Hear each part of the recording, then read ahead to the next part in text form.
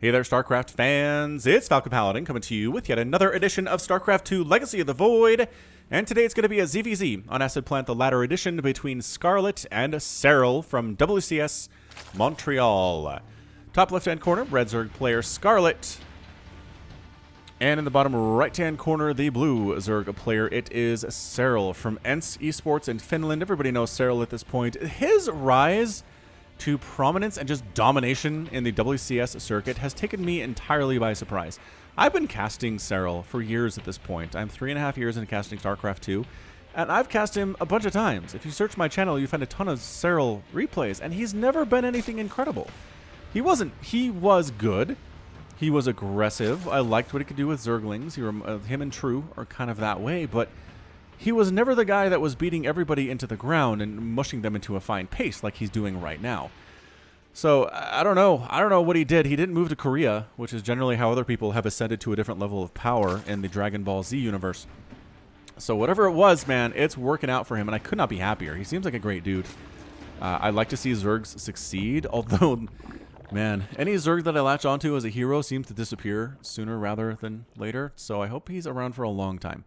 And I hope he's a consistent force for Zerg, like Showtime has been for Protoss for a long time, or, you know, Innovation's been a good force for Terran for a long time. I need a long-enduring Zerg hero. Raynor could be it, too. I like Raynor a lot. Anyway, this is a quick 3-hatch from Scarlett. Holy crap, was that 3-hatch before pool? Yeah, I think it was. Holy smokes. Scarlett says, Serral is not going to 12 pool me, and I will prove it right now. Bam. 3-hatch before pool. You almost have to do something this crazy to beat Serral, though, and I think it's going to work out very well in her favor here. Pool just now finishing for Serral. He makes 0 Zerglings off the bat. He's not planning on being aggressive at all. He's going for queens.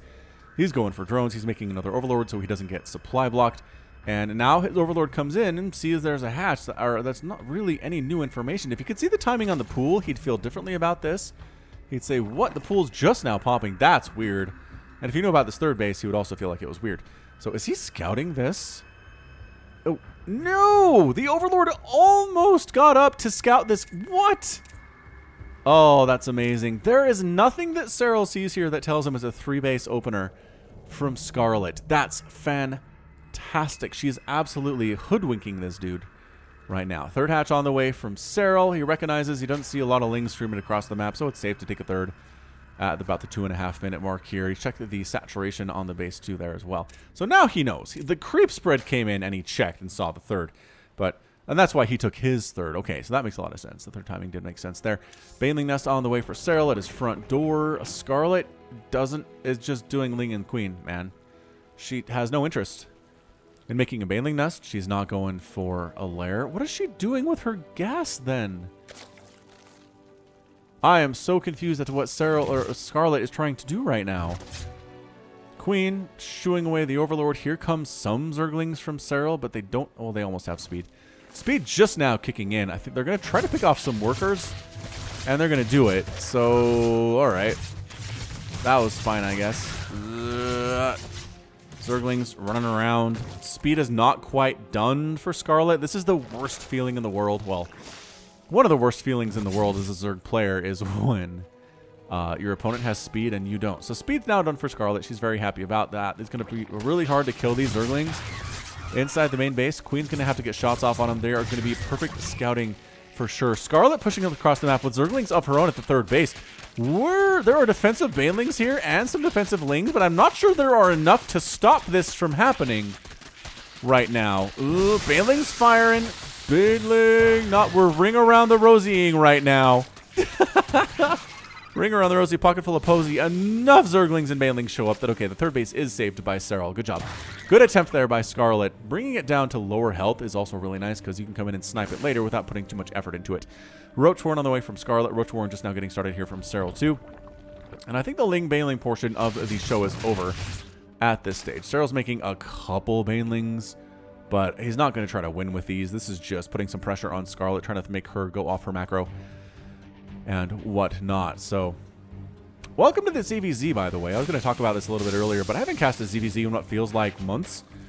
at this stage. I just haven't found a good one from any of the WCSs, but considering the fact the finals was a ZVZ at WCS Montreal, might see more of them here. Queen picked off by Serral. Another queen picked off by Serral. Queen's going down is kind of a big deal. Zerglings rolling into that third base of Serral again, but Lings and Banelings are present, trying to pick up a couple drones without getting Baneling hit, and that was really, really good control. There, look at Scarlett just getting hits off. Just, you know, playfully coming in, bam, bam, bam, trying to kill a queen.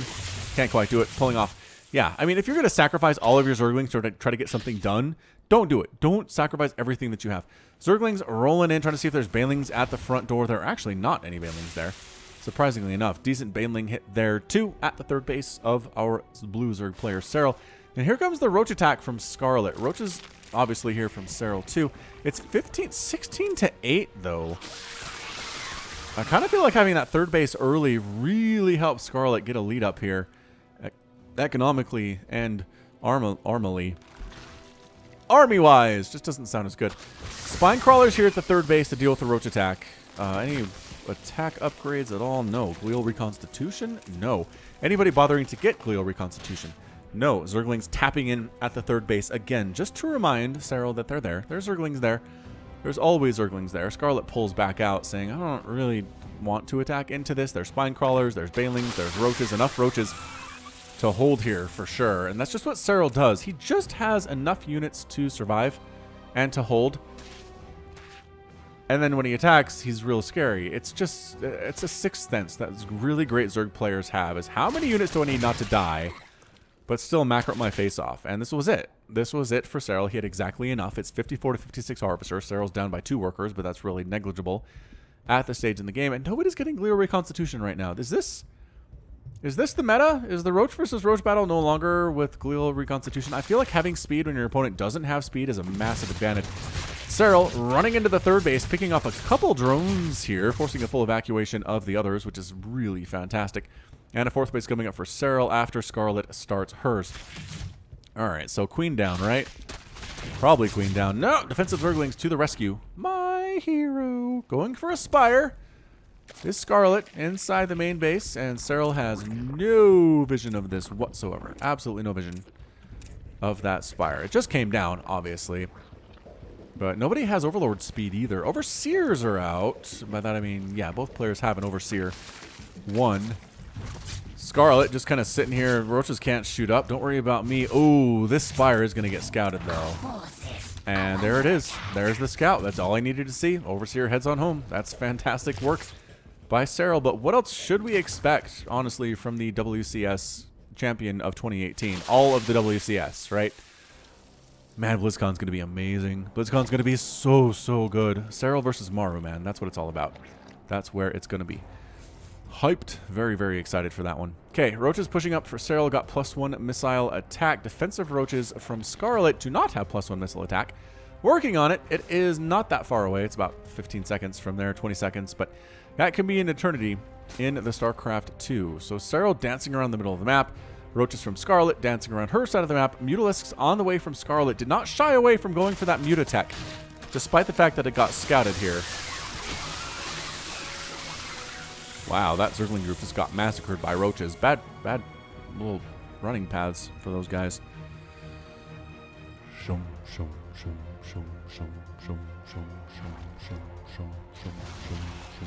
Anyway, Mutalisks killing Overlords, which do have speed now. For Serral, by the way. Mutas honestly could just kill all of these Overlords and have a wonderful... Why are you attacking into this? I don't know. I guess trying to pick off drones is pretty good too, but supply blocking Serral into like next week would be pretty good too. But hiders are starting to pop now. That's real good. Lurker Den on the way from Serral. That's pretty fantastic too. And Scarlett just playing defense. Another base on the way for the Red Zerg player from Canada. It's going to be a 5th base for her, and a 5th base from Scarlett should come up, or from Serral should come up pretty soon. But I didn't see it yet, laddie. +1 missile attack done for both players. Nobody bothering to get Glial Reconstitution. Oh, just kidding. Serral has it. Scarlett does not.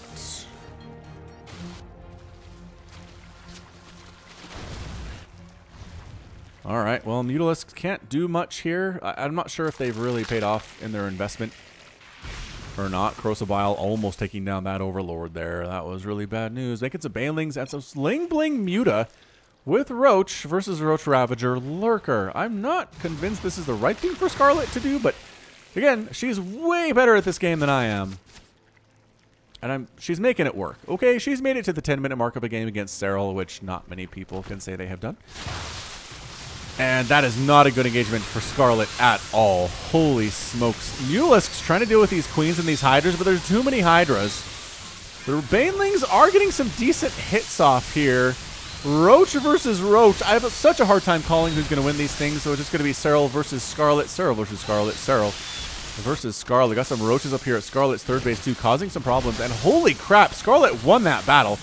How? Upgrades are the same. I guess the Mutalisks did more than I thought.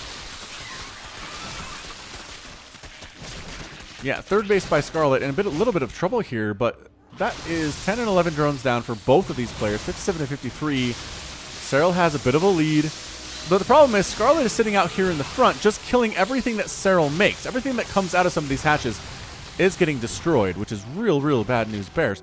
Zergling's running all the way home to deal with those Roaches. These Roaches are a problem, man. They've killed 14 drones. Serral's controlling those while defending back home, and I guess he is losing his third base.